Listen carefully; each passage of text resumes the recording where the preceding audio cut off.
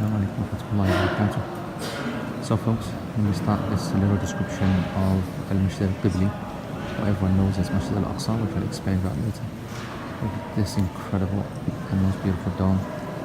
And before we start with our salah, this is the front, the original mihrab of Salahuddin Al-Ayyubi. That's the mihrab of the masjid. We will start with Salat Al-Isha, and then we will carry on with an explanation of the masjid.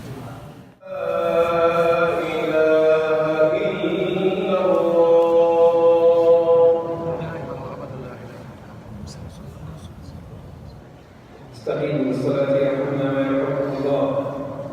الله أكبر.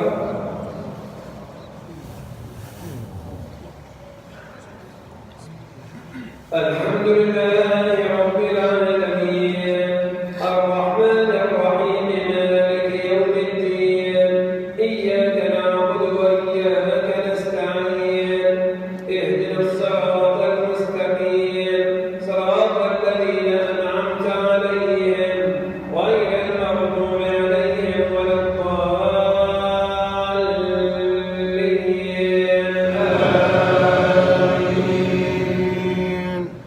إن هذا القرآن يهدي للتي هي أقوم ويبشر المؤمنين الذين يعملون الصالحات أن لهم أجرا كبيرا وأن الذين لا يؤمنون بالآخرة أعتدنا لهم عذابا أليما.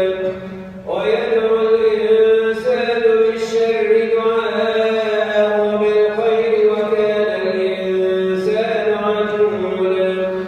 وجعلنا الليل والنهار آيتين فمحونا آية الليل وجعلنا آية النهار مبصرا لتبتغوا فضلا من ربكم ولتعلموا عدد السنين والحساب وكل شيء فصلناه تفصيلا.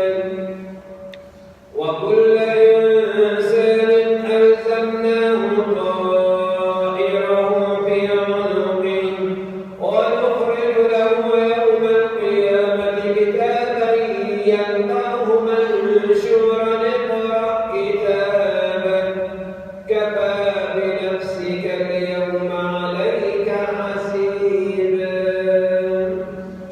الله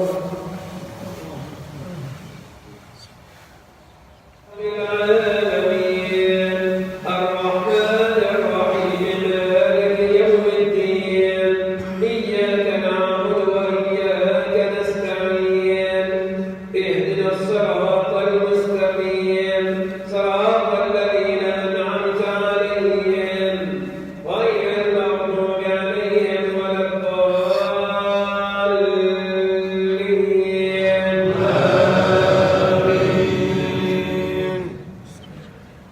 اقرأ كتابك كفى بنفسك اليوم عليك حسيبا. من اهتدى فإنما يهتدي لنفسه ومن ضل فإنما يضل عليها ولا تزر وازرة وزر أخرى وما كنا معذبين حتى نبعث رسولا. وإذا أردنا أن نهلك قرية أمرنا مترفيها ففسقوا فيها فحق عليها القول فدمرناها تدميرا. وكم أهلكنا من القرون من بعد نوح وكفى بربك بذنوب عباده خبيرا بصيرا. الله. Okay, Assalamu alaikum. So this is a little explanation of what people call Masjid Al-Aqsa. You are currently in Al-Masjid Al-Qibli, okay, known as the Masjid of the Qibla, or the Masjid towards the direction of the Qibla. And that is obviously the Qibla. We are at the back of the masjid, and that is the front of the masjid. But from a north-south point of view, this is the southern side, of course, because obviously in Palestine we are above, and Mecca is all the way down there. So that's to the south of Palestine. So this is the southern side, that's the northern side. At the northern side we have the Dome of the Rock, and then you have the eastern side over here, and then the western side. And you will have heard of the western side because a common wall to the Aqsa sanctuary, or the Aqsa complex, is what's known as the Western Wall, which is where the Jews consider to be the original site of the wall of the Temple of Solomon, and therefore they worship there day and night. But I'm going to take the camera and actually use it myself to explain a bit more detail. So this masjid, to its right and left, it probably fits maybe about 5,000 to 6,000 people in total. In this corner here is the Musalla of the Nisa, where the women actually pray. They have these removable barriers, and that's only in the daily prayers because there's very, very few people that come here, of course, because of the Israeli restrictions. Most of the people are not able to come here into Jerusalem. Most Palestinians are rather not allowed to come in except with special permits, which are impossible to get unless you're someone who works in a very specific field like a doctor or something like that. That's why it's so important for Westerners.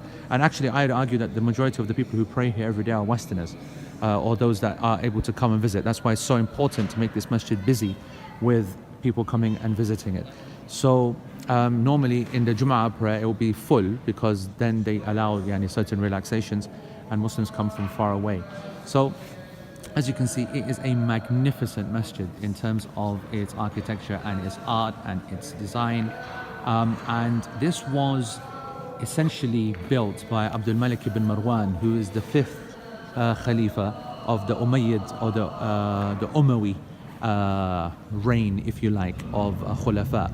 And it was completed by his son Walid ibn Abdul Malik ibn al-Marwan.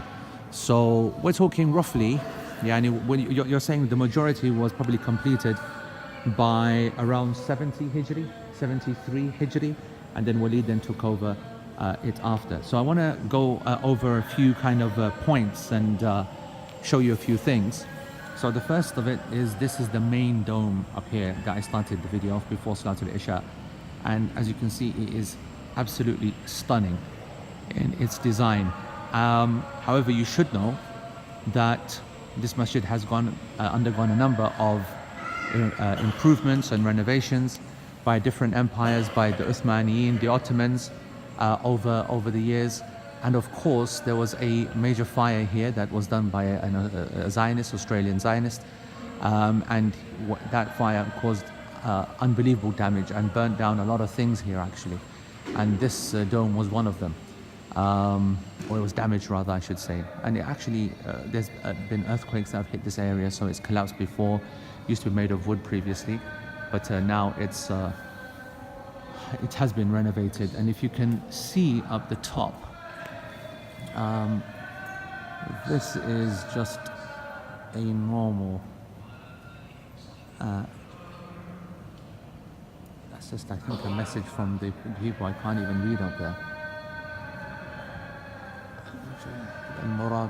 العادل المجاهد السلطان الملك الناصر العالم العادل المجاهد المرابط. So this is basically referring to I believe Abdul Malik ibn Marwan, and his original, and his basically praising him, going all the way around. So it's like an inscription to its original founder, if you like.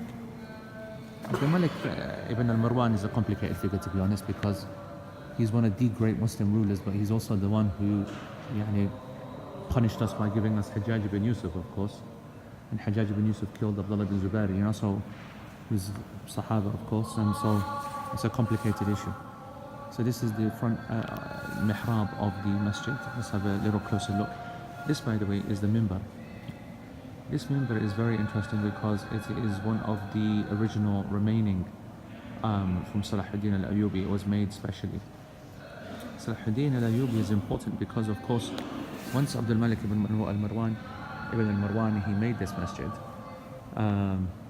In its kind of like in its main sense, afterwards, of course, the Crusaders, they came, and when they took over, the Crusaders, maybe about 500-600 years later, or however many years later it was, they completely converted it into a church.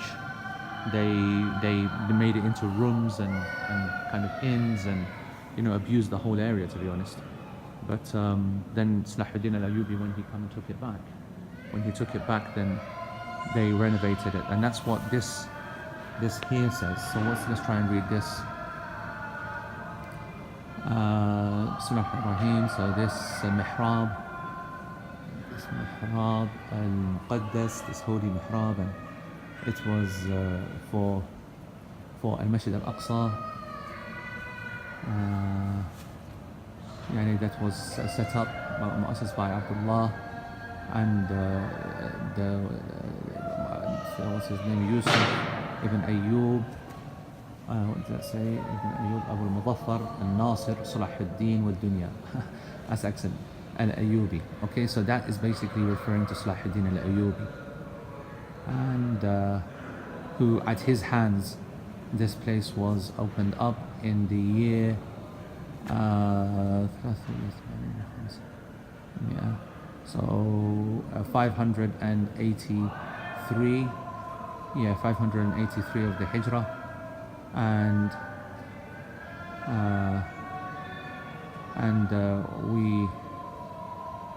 we ask Allah subhanahu wa ta'ala to thank him and to give him his share of Jannah and Maghfirah and Rahmah, and his fair share of Al-Maghfirah and Al-Rahmah. So it's basically an inscription or a plaque, if you like, to Salahuddin's work.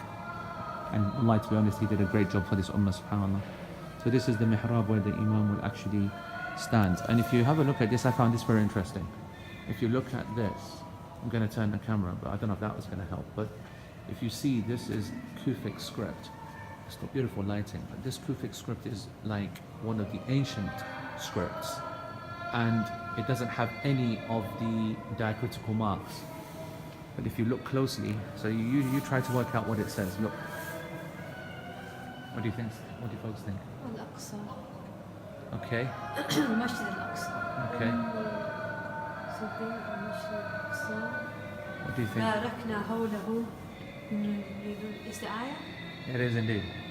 And what's Surah in Isra. it is Surah Al-Isra, or Surah Bani Israel, or also as is known as Subhan. And if you look, it starts off right at the top with الذي أسرى بعبده ليلة من المسجد الحرام إلى المسجد الأقصى الذي باركنا حوله لنريه من آياتنا إنه هو السميع هو السميع البصير وآتينا موسى الكتاب وجعلناه هدى لبني إسرائيل. Okay, so it's the whole of Surah Al-Isra, and it's written, and it basically follows from there. And you might then say, okay, then so where is Subhan? Where is Subhan? And some of the local scholars, they said that the Subhan, from Subhan Alladhi, because it starts at Alladhi Asra. So Subhan was up there at the top, but it got damaged in the fire. So when the fire came and it destroyed everything, they said that if you look at the color here of this plaster, but you look at the color up there, these are the burn marks of the original fire that burned all of this entire part down. Actually, if you look at the quality of the work here, and then you follow it further, you'll see that it's all cracked and broken. This is the effect of the fire. Now you might say, why did they leave it there? Maybe it is to show people like me and you, that the fire did affect it. But I know that the dome was redone, and I know that this area was redone. So there's the ayat there. So that's the inscription, and that's the ayah of Surah Al-Isra that is surrounding the front part of this masjid. And if you carry on, and then you can see, this is also very, very nice. Okay, so here, إنما يعمر مساجد الله من آمن بالله واليوم الآخر وأقام الصلاة وآتى الزكاة ولم يخش إلا الله. This is from Surah At-Tawbah.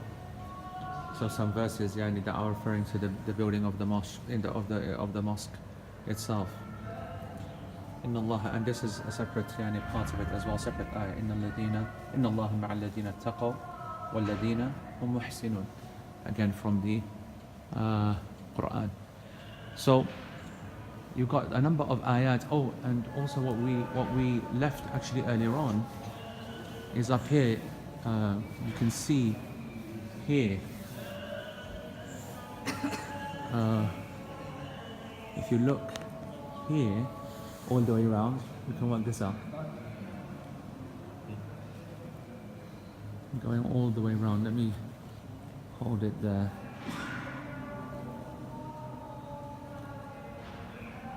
Okay, I can say من المؤمنين اقتتلوا. Okay, that's what it says. So that should give you a clue what surah it is. And this should give you a clue. واتقوا الله لعلكم ترحمون. And this is basically Surah Hujurat. It is Surah Hujurat going all the way around. The clues are there. So it's Surah Hujurat going all the way around on these pillars. And I want to just show you now this corner here. So this, as I said, is known as Masjid al-Qibli. We're now going to the eastern side, and to the eastern side there are a number of sections. And some of these sections, they were considered to be separate musallas back in the day. Like, I want you to know that when we say Masjid Al-Aqsa, that's still Surah Al-Isra going all the way around. Okay?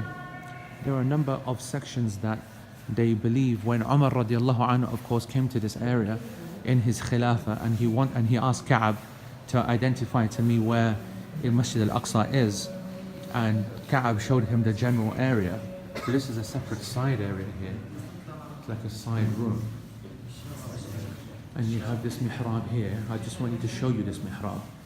Okay. So this mihrab is important because we're going to go to another room, which is going to show you another mihrab. And the reason I want to show you these places is because some of the scholars consider this mihrab to indicate the original place where Umar radiallahu anhu prayed and established his little place of prayer. Yani because when Umar came here and he did that, it was very small. So you now come through here, and some said it was this area, which is effectively just a small area. And this also, if you look at this, it starts with Bismillah ar-Rahman ar-Rahim, but this has got the complete Surah Al-Isra. سبحان الذي أسرى بعبده ليلا من المسجد الحرام إلى المسجد الأقصى الذي باركنا حوله لنريه من آياتنا إنه هو السميع البصير. So you can see this small area, some said, is the original place where Umar radiallahu anhu, he established the masjid. Okay, so let's go back to that story. If you remember, the Ka'ab identified where the rock is, if you like, the rock of if the hadith is authentic, and I'll talk about that later. And that rock, which of course is where the dome of the rock is, once that was indicated, and then there was, and that therefore, by showing the rock itself, you now know where the Aqsa is, because the Aqsa is a surrounding area. When we say the word Masjid Aqsa, we mean the entire sanctuary, the entire area, not just this mosque, but all of its buildings, all of its area underneath and so on. And so when Umar radiallahu anh, he wanted the masjid to be placed, Ka'ab was indicating for it to be happening in that direction over there behind the rock, so that people would then effectively pray behind the rock towards the Qibla. But Umar obviously didn't want to do that. He wanted the rock to be behind and the masjid to be in front, so that when people face towards the Qibla, there's nothing in between them. There's nothing in the way. And it's understood that he made a very simple masjid, and it's somewhere in this direction to that side.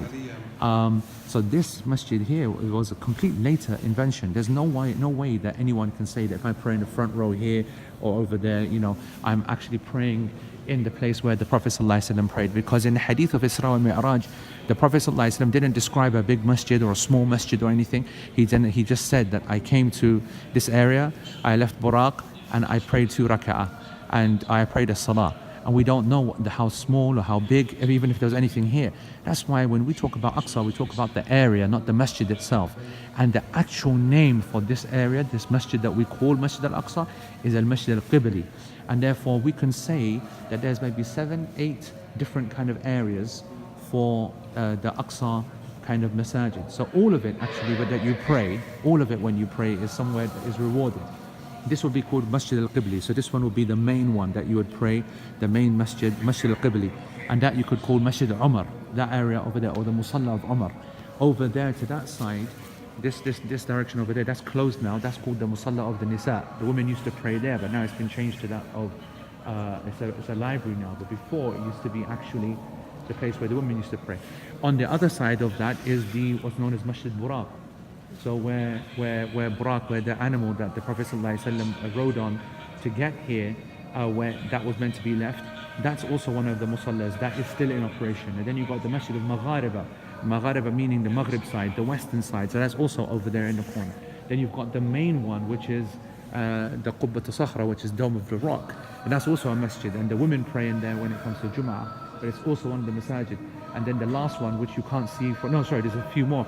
The other one is called the Masjid Marwani, or the Musalla of Marwani, and that is named after Abdul Malik ibn Marwan, and that's on the other side, just on the other side of this wall, and it goes down deep, and that used to be what is considered to be Roman stables, because it has like kind of like a side annex kind of feel to it. And then what's even more amazing is what's underneath here. So underneath, you can actually from the entrance go down underneath the masjid, and that's what's known as Al-Aqsa Al-Qadim, the ancient Aqsa Mosque, and that's understood to be where the original masjid was built by Adam alayhi salam or by the angels, and either one or two. And that is of course the second masjid that was ever built 40 years after the Haram, and it's also the first Qibla. That was the actual first Qibla that we ever had, and of course the Prophet ﷺ used to pray towards here for 14, 15, 16 months before the Qibla became Makkah al-Mukarramah. So that's a little bit about Masjid al-Aqsa. Again, when we say Al-Aqsa, we mean the entire area. Even when we say Masjid al-Aqsa, we mean the entire area as well. But this is when we say let's go and pray in Masjid al-Aqsa, then it's Masjid al-Qibli that is being referred to, and that's what we should aim to do. This is where the main Jama'ah is. But in any of the masajid that you would pray in this area, inshallah, you'll get the reward.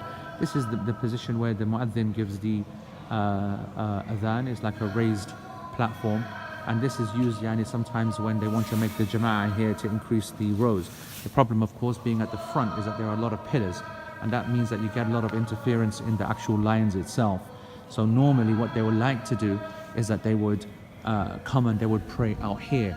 As you can see, you have uninterrupted lines, and of course it's sunnah to have uninterrupted long lines as possible. So if the imam stays here, then that would mean that you could get 1, 2, 3, 4 uninterrupted very long lines of people praying.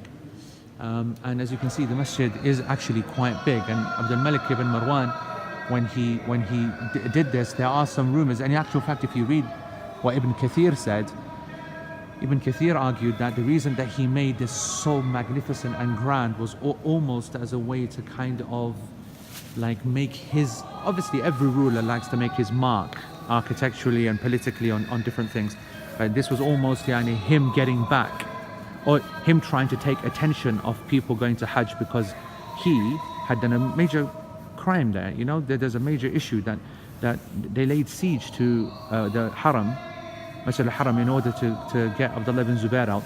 I don't think that he wanted him to be killed, right? But obviously when he wasn't giving in, and then Hajjaj bin Yusuf said, I need to do the hard way, I need to bombard, I need to go in full. He gave him the permission to go in full, and people were massacred. So he wanted, attention to be off that. He wanted not people to kind of keep going there and get involved in all the propaganda that would be there, obviously against him. So it's said that he made this magnificent, unbelievable thing, so much expense, so much money, in order to keep the minds of the people off it. So Allah knows best, but it truly is something that blows your mind when you pray in here. And the reward should be focused here, because this is the Masjid al-Jami', the one that the congregation is establishing. So that's a little bit about Masjid al-Aqsa, and I'll just on the way out show you a little bit about the Dome of the Rock.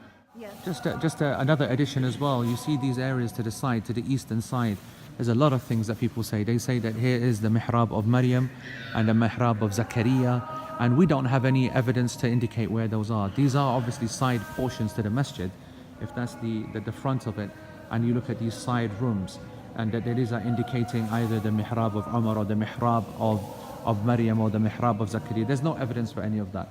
We don't know. Actually, the easiest principle to remember when it comes to Aqsa is that nobody knows anything for certain.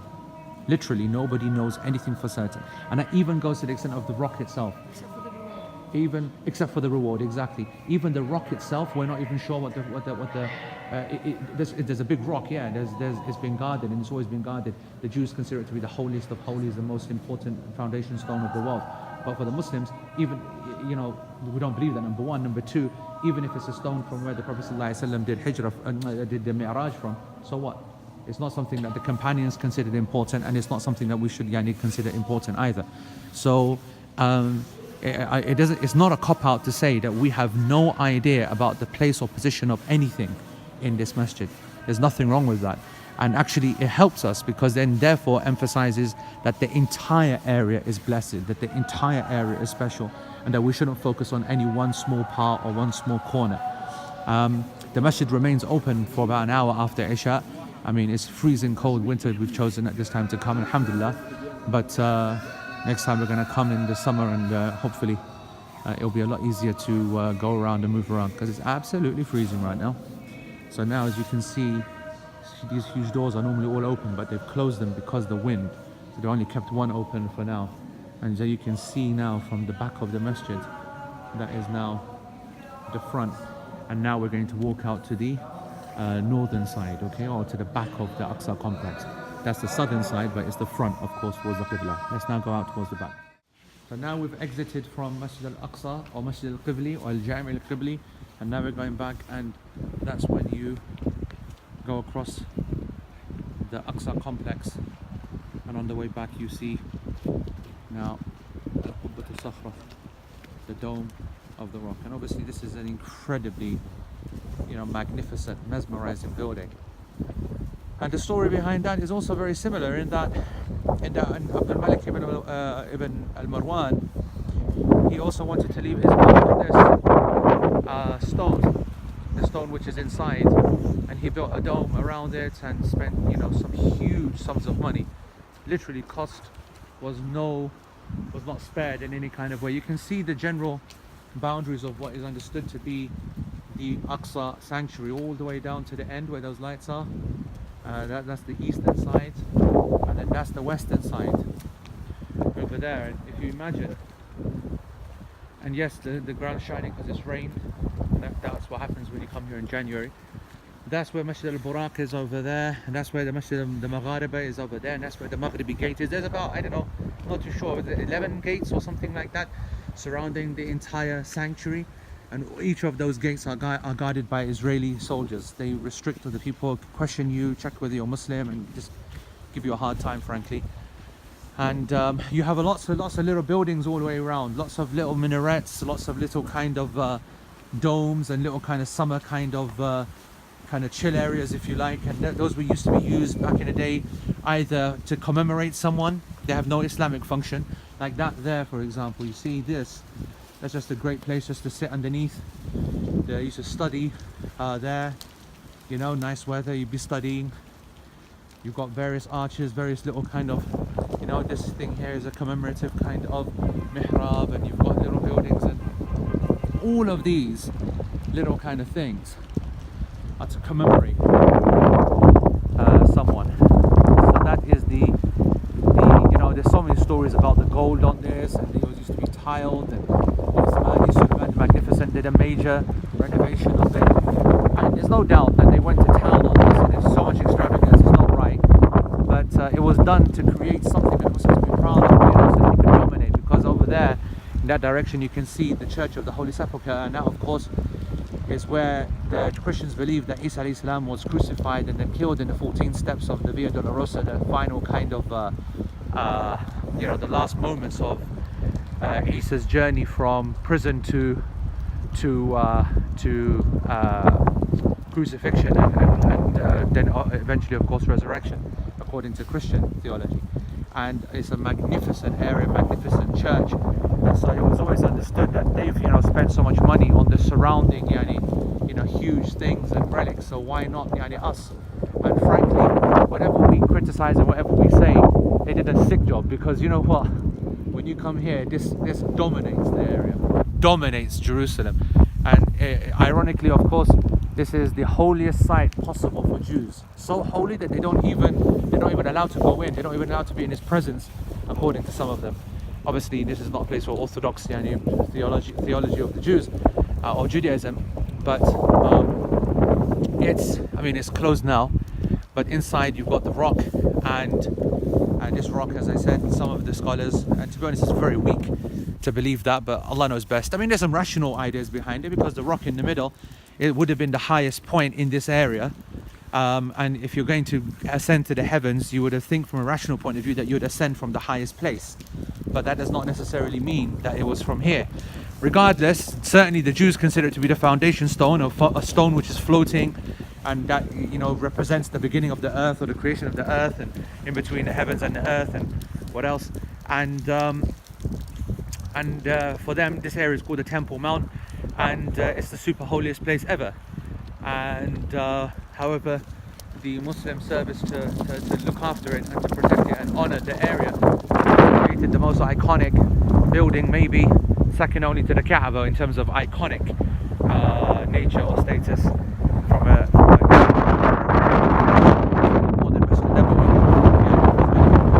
No Masjid Nabawi from an international basis. Anyway, it's become very, very cold now, and you can hear the wind and us dying as well, so we're going to drop this little tour. But as you can see, it's a large area. All of this is to be considered Al-Aqsa, and I hope that you understand that the reason that I did this is for you to get a little bit of a taster and education of this, the most holiest of holy places, most blessed of blessed places, all of this and surrounding. And I don't even want to say that I restrict the definition of Aqsa just to here. الذي باركنا حوله, the area of which we bless the surroundings of it, and that surrounding could go as far as the rest of Sham, to be honest, but all of Palestine is blessed, and Baytul Maqdis is blessed, and Quds, which is Jerusalem. So all this area is Baytul Maqdis, but Quds is Jerusalem. All of Jerusalem is blessed as well, all the way until that gate when we hit the Israeli guards, all the way down there, right there. Yeah, and we're in the Aqsa sanctuary. At the very minimum, all of this is Masjid Al-Aqsa. So I hope that was of benefit. Jazakumullah khair. Assalamu alaikum.